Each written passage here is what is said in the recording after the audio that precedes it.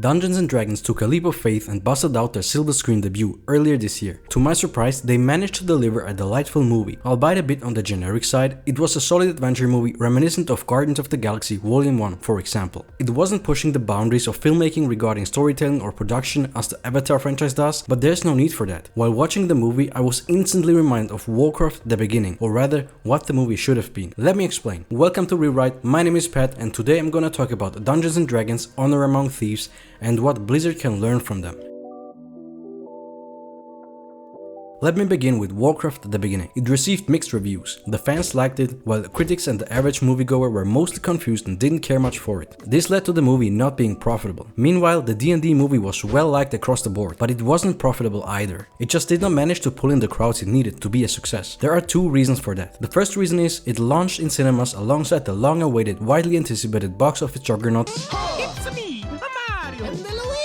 the Super Mario Bros. Movie, and that movie delivered. The Mario Bros. Raked in a literal $1 billion more than D&D did. Could D&D have been more successful if it had not launched alongside the Mario movie? Most definitely, but even then, it would have probably merely broken even. For the second reason, you could make the argument that the D&D franchise, while well known, just isn't popular enough to draw crowds to the cinemas. Wizards of the Coast released an infographic stating that there have been 50 million D&D fans worldwide since its inception. At first glance, it sounds terrific, but when taking a closer look, you realize it's not all that it's hyped up to be. Other D&D enthusiasts have broken the numbers down into active tabletop players based on unofficial estimates through sales and other key numbers. That number hovers around 15 million, but that doesn't actually prove that there are 15 million regular monthly players, since offline games cannot be tracked. There is a good chance that the number is lower, maybe even significantly lower. Basically, even if there is an avid D&D tabletop fanbase, it doesn't mean that they will automatically be interested in other mediums like video games, movies, comics, or books of the franchise. So what went wrong? Based on the numbers and rising interest in the franchise, a D&D movie was actually a good idea. To put it simply, the timing of the release was very unfortunate, and Wizards of the Coast may have overestimated the anticipation of fans for a D&D movie. But let's leave the speculative side behind and focus on the actual movie and explain why it was a good product as opposed to Blizzard's Warcraft at the beginning.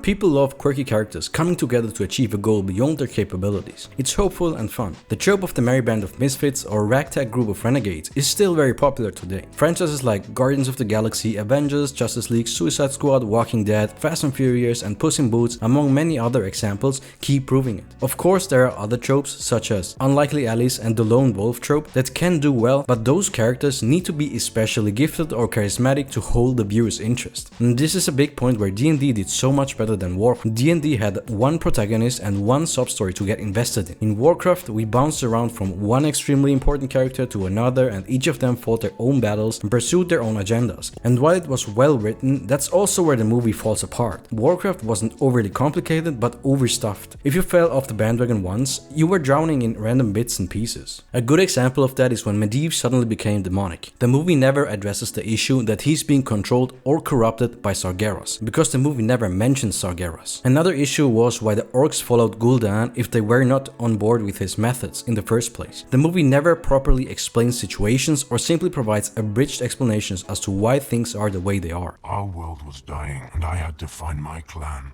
a new home. I understand that the movie depicts how everything began, it just doesn't do it justice, because there's just too much lore to catch the viewer up on. Thrall's story is kinda pointless as well, because people who don't know who Thrall is don't know how important he's going to be. Additionally, Warcraft is riddled with Easter eggs and cameos, which many viewers simply don't get.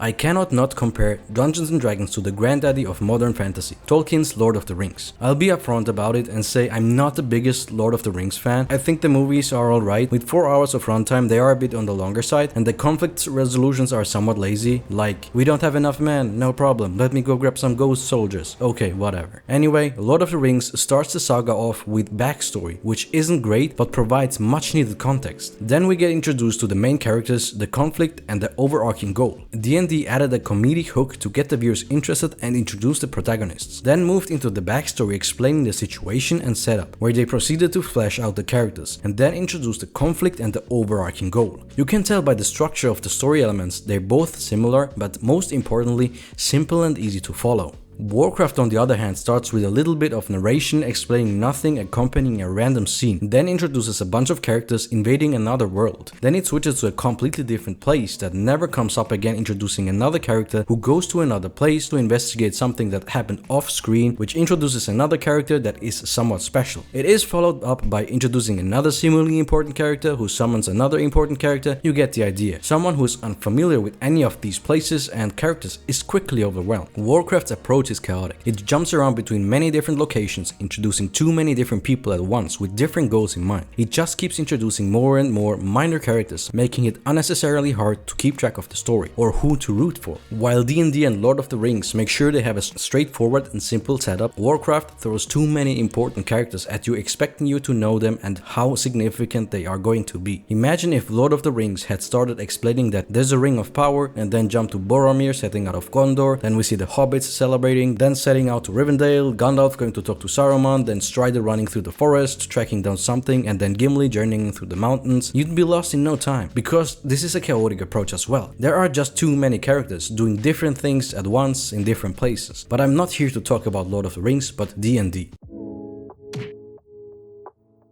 There's nothing wrong with the movie per se. The pace is engaging, the characters are likable, and the story is entertaining. The production quality is high and the acting is good across the board. The story is a bit on the generic side, but it's easy to follow and understand for people of all ages regardless of how familiar they are with the source material. And this is one of the movie's biggest positives. It was a good and enjoyable movie and I'm sad it didn't do better. So would the less generic story have been better for the movie? Nope, not at all. It wouldn't have stopped the Mario movie from happening. Instead, the movie would have just taken up the risk of alienating the audience. In my opinion, what both franchises should have done is opt for a TV series instead. Accompanying a merry band of misfits adventuring would have really been a better introduction to the franchise. The generic plot is a result of its time constraint rather than the lack of the writer's imagination or ability. The plot points needed to be rushed through and there's no time to flesh out the supporting characters, personal conflicts or backstory, which in turn created a generic supporting cast and therefore a generic story. The villains are also boring and generic because there's not much information about them or their goals. A 10-episode TV show could have delved more into each character's background and personal conflict. Game of Thrones, Witcher and House of Dragon prove that there is a fantasy genre niche to fill in the TV landscape, and both franchises, D&D and Warcraft, chose not to aim for that market, which to me was and still is a mistake.